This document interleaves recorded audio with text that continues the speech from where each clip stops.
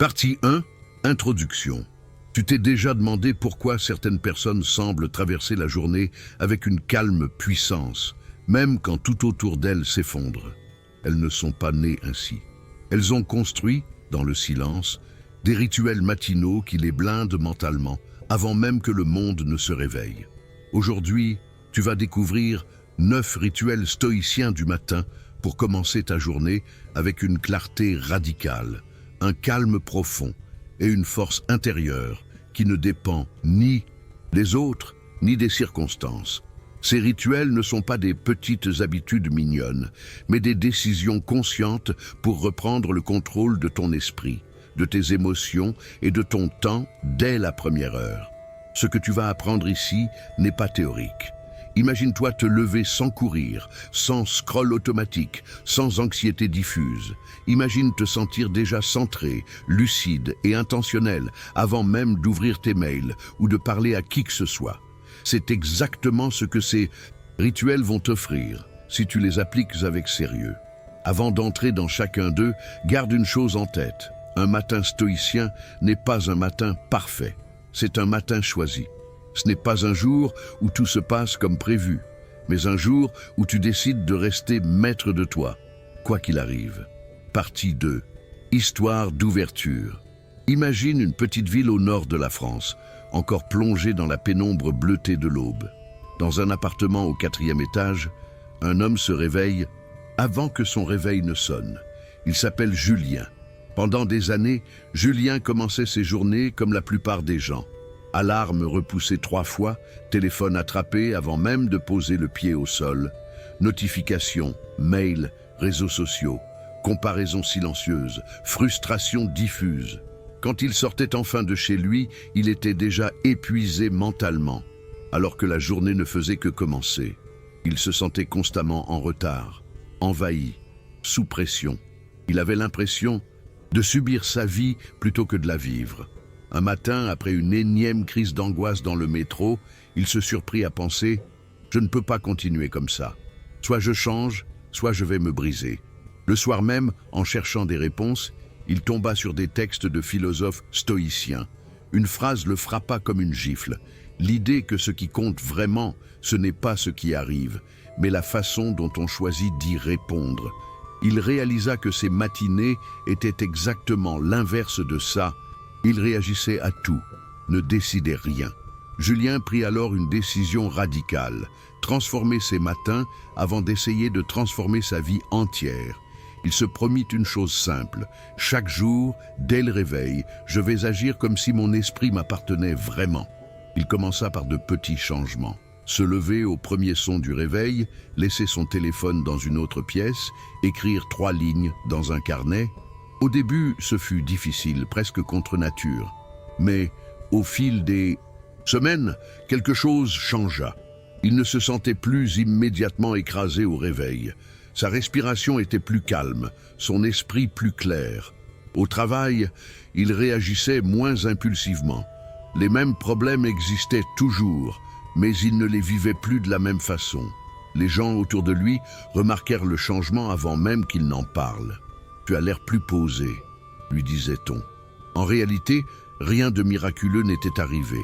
Julien avait simplement décidé que sa journée ne commencerait plus dans le chaos, mais dans la maîtrise. Et tout avait commencé par 9 rituels simples, répétés chaque matin. Aujourd'hui, ces mêmes rituels, adaptés à ta vie, peuvent devenir ta base mentale. Pas pour avoir une vie parfaite, mais pour devenir quelqu'un que rien ne brise facilement. Partie 3. Les 9 rituels stoïciens. Du matin. Rituel 1. Le réveil conscient. Reprendre le premier geste. Le premier choix de ta journée, c'est ce que tu fais dans les 30 premières secondes après le réveil. La plupart des gens cèdent déjà à quelque chose. Au bouton snooze, au téléphone, à la paresse. Toi, tu vas faire l'inverse. Tu vas affirmer ton contrôle dès la première action. Voici comment. 1. Place ton téléphone hors de portée du lit. 2. Programme une heure de réveil réaliste et fixe. 3. Quand l'alarme sonne, tu te redresses immédiatement, sans négociation interne. Ce geste simple est un mini-entraînement de ton muscle de volonté.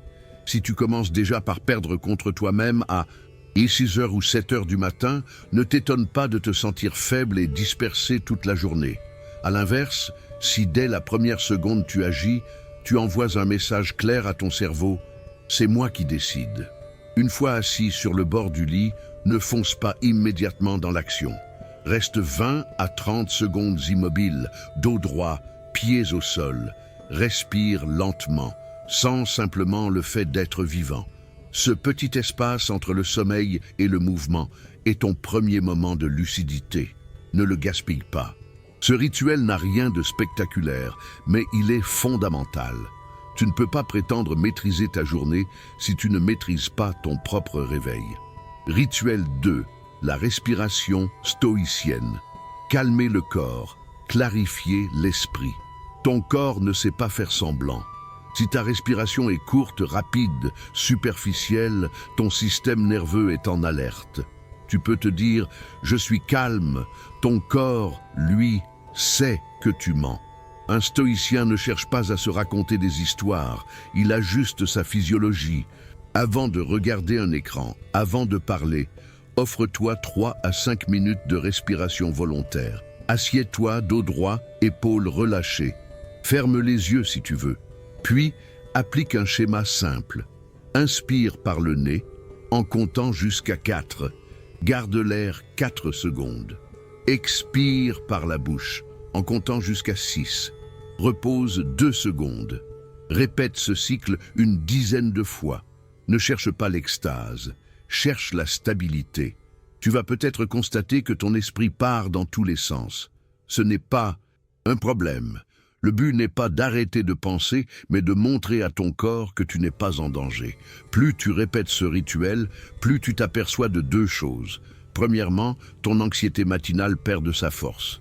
Deuxièmement, tu deviens capable de reproduire ces quelques respirations dans la journée, avant un rendez-vous, un conflit, une décision importante. C'est une arme invisible, mais redoutablement puissante. Les stoïciens cherchaient l'ataraxie, cette tranquillité intérieure qui ne dépend pas du bruit extérieur. Commencer par la respiration, c'est appeler cette tranquillité au lieu d'attendre qu'elle te tombe dessus. Rituel 3, la clarification par l'écriture, mettre de l'ordre dans tes pensées. Ton esprit au réveil est souvent un mélange de peur, de scénarios, de souvenirs et de listes de choses à faire. Si tu le laisses tourner en boucle dans ta tête, tu deviens passif. Si tu le poses sur le papier, tu redeviens actif.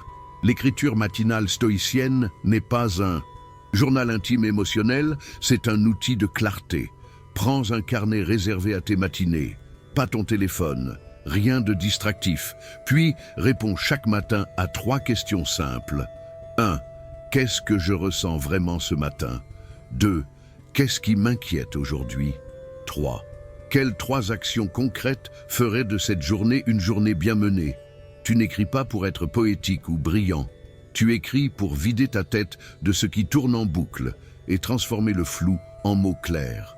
Quand tu nommes ta peur, elle perd déjà la moitié de sa force. Quand tu écris noir sur blanc ce qui compte vraiment aujourd'hui, tu arrêtes d'être esclave des urgences des autres. Tu peux ajouter une phrase stoïcienne de rappel, par exemple « Je ne contrôle pas ce qui arrivera, mais je contrôle mes réponses ». Tu la réécris chaque matin pour l'ancrer dans ton système nerveux. À force de répétition, tu cesseras de le savoir seulement intellectuellement et tu commenceras à le sentir. Rituel 4. La visualisation négative. Préparer ton armure mentale. Les stoïciens pratiquaient une chose contre-intuitive. Ils imaginaient consciemment ce qui pouvait mal se passer, non pour devenir anxieux, mais pour cesser d'être naïfs. Le matin est le moment idéal pour cette préparation mentale. Assieds-toi, ferme les yeux et imagine-toi dans ta journée. Visualise quelques difficultés possibles. Un mail agressif, un retard, une remarque injuste, une annulation, une mauvaise nouvelle. Ne dramatise. Pas, constate. Puis demande-toi comment réagirait la version la plus digne de moi-même. Tu n'es pas en train de t'empoisonner. Tu es en train de te vacciner. La plupart des gens sont surpris par les obstacles et explosent dès qu'ils frappent un mur.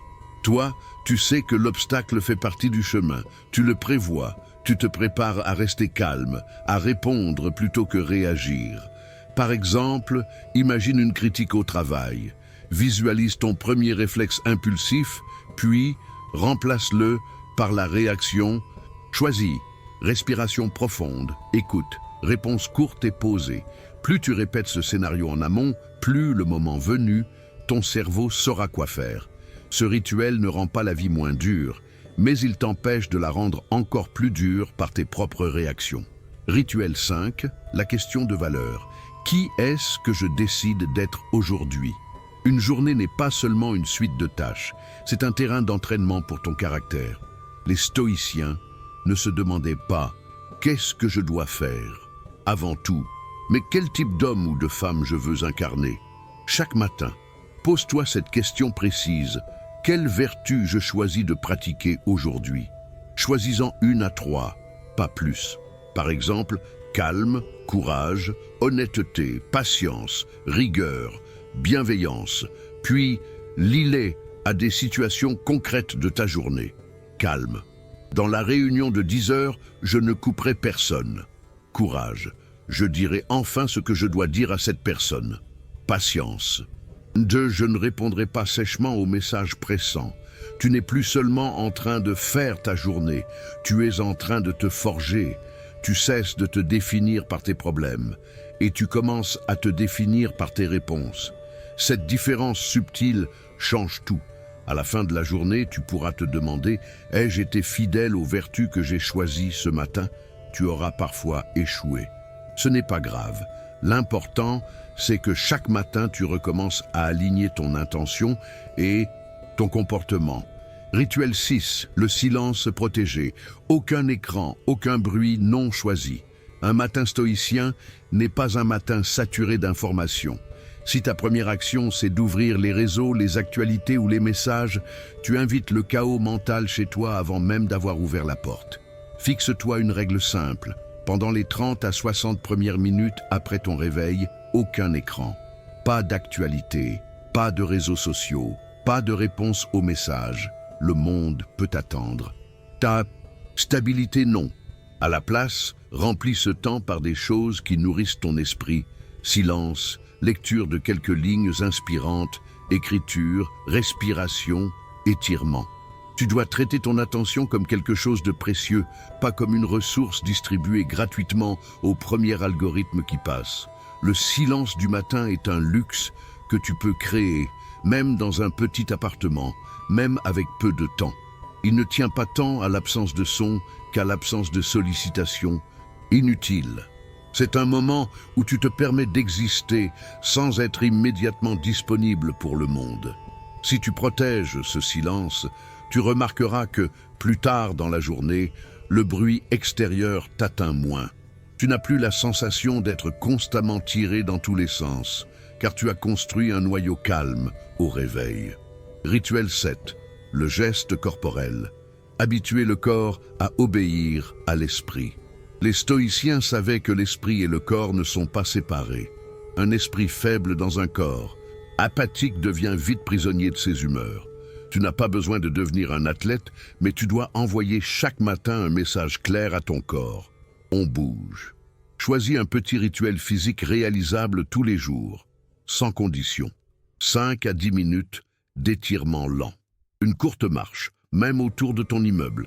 Quelques séries de mouvements simples, pompe, planche, squat, selon ton niveau. Le but n'est pas de battre un record, mais de créer une continuité. Chaque fois que tu bouges même légèrement au réveil, tu chasses l'inertie, tu réduis cette sensation de lourdeur mentale et physique qui te colle parfois dès le matin. Ce rituel t'apprend aussi quelque chose de plus profond. Tu n'as pas besoin d'avoir envie pour agir. Tu peux te mettre en mouvement par décision, pas seulement par motivation. C'est exactement ce que prône la philosophie stoïcienne. Laisser les actes guider l'humeur, pas l'inverse. Avec le temps, ce mouvement du matin deviendra un ancrage. Ton corps saura, quand on se lève, on se met en route. Et cette dynamique se répercutera dans les autres domaines de ta vie.